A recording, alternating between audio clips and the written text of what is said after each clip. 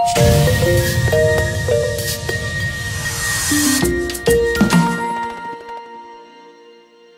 and butter combo for laning. You just walk up someone, you auto Q, and then as your Q is kind of charging, your autos on reset. So what I see a lot of people like naturally inclined to do is they will Q and then auto.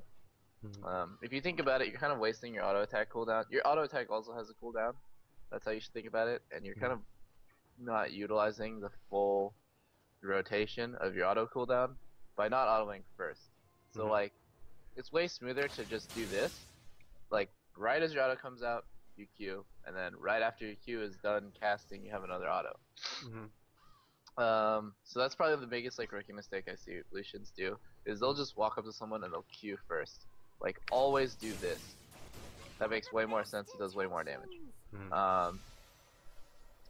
You can barely even see the auto attack because it's covered up by the Q animation, but you'll eventually get the kind of timings down so that you can do that really smoothly. And yeah, just don't be so quick to use your abilities. W, it's really shitty for late. It's actually just, I think it's probably his worst ability. But God, I'm so sick. It's okay.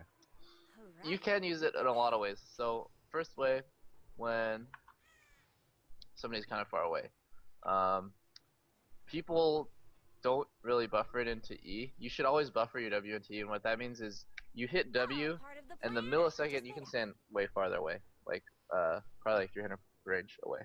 It's like this. You hit W, and then 1 millisecond after you hit W, you hit E, and it comes out like this, so that you slide, and while you're sliding, you buffer in the W animation. And what that does is, like, I don't know, W is really fucking slow, and it's really hard to like incorporate it into like any kind of damaging rotations. So like, if you don't do the buffering W and T, it comes out like this, and it's fucking slow. It's like, it just takes way too long, I think. So could you tell us again like how you do that? Um, You cast sure. W and It's then up in you like 8 press E. seconds. So you tap W, and then right after you tap W, you tap E, because you can't cast any abilities while you're Eing, but you can cast abilities before you start your E. And W has a cast, it's got a wind up where like he's just pointing his gun for like a second, if that makes sense. So like, while you're winding it up with your gun, you start your slide. You can't cast shit while you're in your E.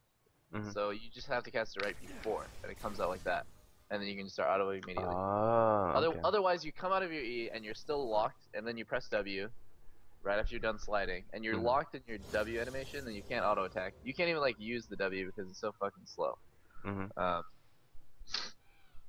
Anyways, W just is, you know, it's the star-shaped thing, and then when I hit you, it gives me movement speed. That's pretty much the appeal of W, and I'll show you how you can better use W pretty soon. So before that, I'm just gonna go over his E. You can like hit me with W, and yeah, it just removes slows. It's pretty useful. I think his E is really good because not because like it does anything special, not because it removes slows. You can use it to remove wither, which is really important, and you can use it to remove exhaust. But the most important thing about his E is I just think it's really smooth.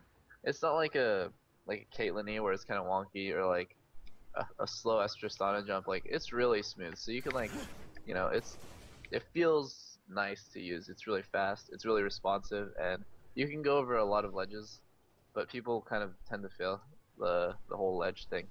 Anyways,